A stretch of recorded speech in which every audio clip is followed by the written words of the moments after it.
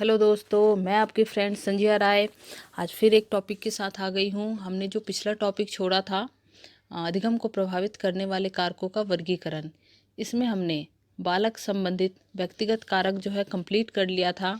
और जैसा कि मैंने कहा था, इसके सेकंड पार्ट में जो है मैं कार्य वस्तु संबंधित कारकों का वर्गीकरण करूँगी।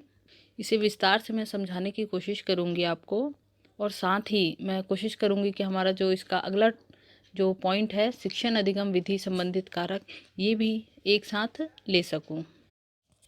कार्य वस्तु संबंधित कारक, इसमें हमारा फर्स्ट पॉइंट आता है कार्य का कठिनाई स्तर। सिखाए जाने वाले तत्व का कठिनाई स्तर यदि बालक के उम्र से, बालक के अनुभव से अगर ज़्यादा होगा तो बालक उसे नहीं सीख पाएगा। बालक जो है बहुत ज़्यादा समय लेगा उस चीज़ को सीखने के लिए। यदि बार बार हम बालक को कुछ सिखा रहे हैं और वो नहीं सीख पा रहा, उसमें सक्षम नहीं हो पा रहा है, तो हमें कार्य की कठिनाई ज़रूर जांच करनी चाहिए। ऐसा हो सकता है जो वर्ड हम उसे सिखा रहे हैं या जो सेंटेंस हम उसे सिखा रहे हैं, वो वर्ड बोलने के लिए अभी बालक की जो है ज्ञानेंद्रियाँ तैयार ही ना हो। कई शब्दों का प्रोनाउंसिएशन जो है बालक अपने एज के अकॉर्डिंग सीखता है, तो इसलिए ये आवश्यक हो जाता है कि कार्य का कठिनाई स्तर हमें देख लेना चाहिए। अगला पॉइंट आता है इसका कार्य की समानता।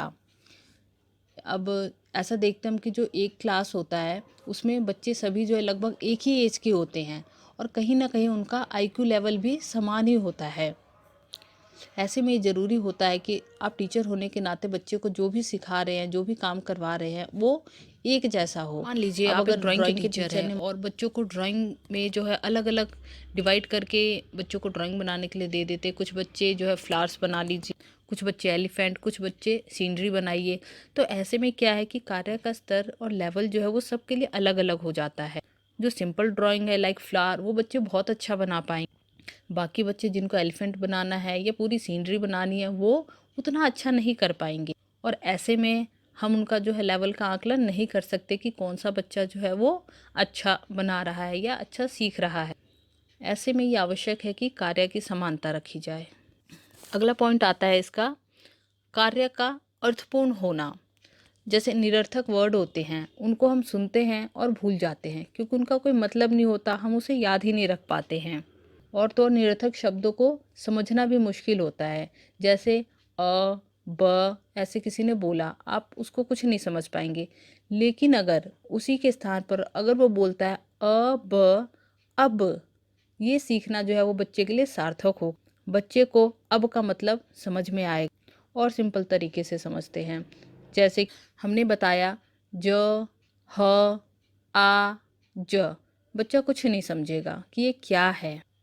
बट बच्चे को जब हम पूरा वर्ड एक साथ बताएंगे, जहाज, इन इन अल्फ़ाबेट्स को जब मिला करके बोला जाए जहाज वर्ड, तब बच्चे के माइंड में जो है एक इमेज बन जाएगी कि जहाज है। ये जहाज का इमेज उसके माइंड में निकल के आएगा कि जहाज कैसा होता है, और वो जहाज वर्ड को कभी नहीं भूलेगा।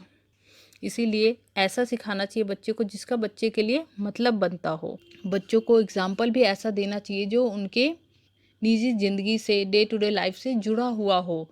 जो वो आसपास देखते हैं उसके अकॉर्डिंग उनको अगर एग्जाम्पल दिया जाए तो वो ज़्यादा अच्छे से समझेंगे। नेक्स्ट पॉइंट आता है हमारा कार्य की लंबाई। किसी कार्य को सिखाते समय यह ध्यान रखना चाहिए कि वो ज़्यादा लंबा ना हो, ज़्यादा समय लेने वाला ना हो। यदि छोटा बच्चा है, आप अगर उसे बॉडी पार्ट्स सिखाना चाहते हैं, आप तो उसे एक बार में सारे बॉडी के जो है पार्ट्स के नेम बता देंगे, लेकिन बालक छोटा है अभी, वो एक बार में याद नहीं रख सकता। इसलिए ज़रूरी होता है कि हर एक दिन उसको आप 2 या 3 ही बॉडी पार्ट्स करवाएं। ये उसको समझ भी आएगा और वो उसे याद भी रख पाएगा। इस तरह से आप उसको 3 से 4 दिन में धीरे धीरे करके पूरा बॉडी पार्ट्स आप उसे बता पाएंगे, और वो बालक समझेगा भी और याद भी रख पाएगा। तो गाइस, इसमें हमारा आखिरी पॉइंट आता है कार्य की रोचकता। सिखाए जाने वाले विषय वस्तु को जो है हमें सिर्फ ऑडियो से बोलकर, या टीचर जो चॉक डस्टर के यूज़ से सिर्फ ब्लैक बोर्ड पे लिख देते हैं और बच्चों को कहते हैं इसे नोट कर लो, तो ये जो निरस्ता होती है सिखाने में, ये बच्चों की रोचकता को कम कर देती है। बालक जो है इंटरेस्ट नहीं लेता सीखने में। इसकी जगह पे यदि 3D एनिमेशन दिखाए, पिक्चर कलेक्शन करके कोई बुक दिखाए उनको, प्ले वे मेथड सबसे इम्पॉर्टेंट जो है टीचर के लिए ज़रूरी मेथड है प्ले वे मेथड, आगमन निगमन विधि। इससे क्या है, बालक बहुत जल्दी सीखते हैं क्योंकि वो स्वयं करते हैं, सीखते हैं। इससे इनका जो नॉलेज है वो लाइफ टाइम बना रहता है। पढ़ाए जाने वाले विषय वस्तु में रोचकता होना बहुत ज़रूरी है। गाइस, शिक्षण अधिगम विधि संबंधित कारक में जो है, अब हम शिक्षण विधि का चुनाव ये देखते हैं। शिक्षण के दौरान किस विधि का आप चुनाव कर रहे हैं, ये बहुत ही महत्वपूर्ण भूमिका निभाता है। मुख्य रूप से देखें तो शिक्षण अधिगम विधि संबंधित जो कारक है, ये पूर्ण रूप से टीचर से रिलेटेड कारक हम इसे मान सकते हैं। इसमें जो भी पॉइंट्स आएंगे वो लगभग सभी कारक जो है वो अध्यापक से ही रिलेटेड होंगे। गाइस, इसमें देखते हैं कि जब NCF 2005 आया, इसके अंतर्गत क्या बोला गया था कि जो भी बालक को पढ़ाया जा रहा है वो बहुत ही सरलीकरण के साथ पढ़ाया जाए।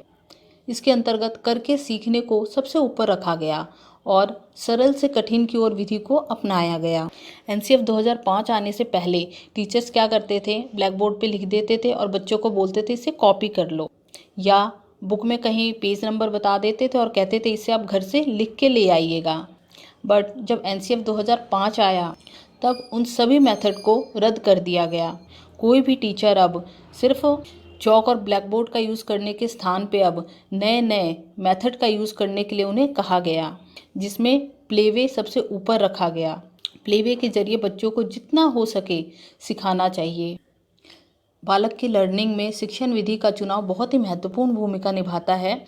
इसके अंतर्गत सरल से कठिन की ओर, अंश से पूर्ण की ओर विधि पर जोर दिया जाता है। इससे बालक जो भी सीखता है वो लाइफ टाइम तक भूलता नहीं है, उसे याद रखता है। नेक्स्ट पॉइंट पे आने से पहले गाइस मैं आपको बता दूं कि इसमें और भी दो जो है वो पॉइंट है,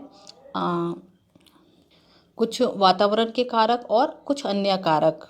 उनके लिए जो है मुझे इसका थर्ड वीडियो अपलोड करना होगा, क्योंकि ये जो है काफ़ी अच्छे से समझाने की वजह से बहुत लेंदी वीडियो होता जा रहा है, इसलिए मैं इसका थर्ड पार्ट भी अपलोड करूँगी। सो प्लीज़, अगर आप मेरे चैनल पर नए हैं तो चैनल को सब्सक्राइब कर लीजिए ताकि आपको नोटिफिकेशन मिल जाए कि मैंने वीडियो कब अपलोड की है और आपके नोट्स कंप्लीट हो सके। चलिए, अब ज़्यादा बात ना करते हुए हम अपने नेक्स्ट पॉइंट पे आते हैं, जो है अभ्यास। नेक्स्ट पॉइंट है हमारा अभ्यास। Practice makes a man perfect.